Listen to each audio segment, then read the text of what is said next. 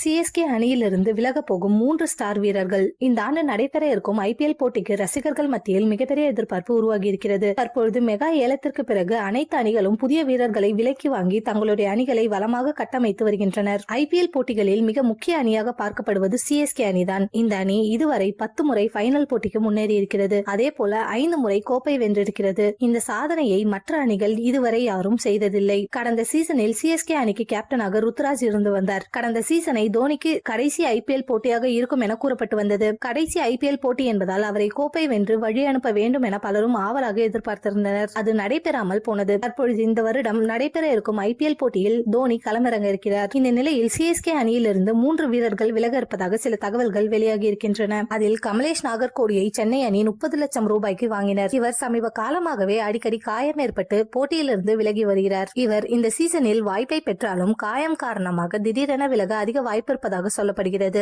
அதே போல T20 போட்டியில் முக்கிய பவுலராக இருந்து வருபவர் மதீஷ் பத்ரனா. இவர் சமீப காலமாக தொடர்ந்து போட்டிகளில் விளையாடி வருகிறார். இவருக்கு காயம் காரணமாக போட்டியில் இருந்து விலக அதிக வாய்ப்பு இருக்கிறது. இவரால் முழு ஃபார்மில் பந்து வீச முடியவில்லை. முழுமையான பிட்னஸ் இல்லாததால் போட்டிகளில் சொதப்பி வருவதாக கூறப்படுகிறது. முக்கியமாக தோனியும் இந்த சீசனில் விலக இருப்பதாக செய்திகள் வெளியாகி வருகின்றது. சமீபத்தில் நான் ஃபிட்டாக இல்லை என்று தோனியை அறிவித்திருந்தார். ஒரு சில போட்டிகளில் தோனி சென்னை அணிக்காக விளையாடிவிட்டு சேப்பாக்கம் மைதானத்தில் ஃபேர்வெல் போட்டியில் பங்கேற்க அதிகமாக வாய்ப்பிருக்கிறது. அதன் பிறகு சிஎஸ்கே அணியின் ஆலோசகராக தோனி செயல்பட இருப்பதாகவும் செய்திகள் வருகின்றன.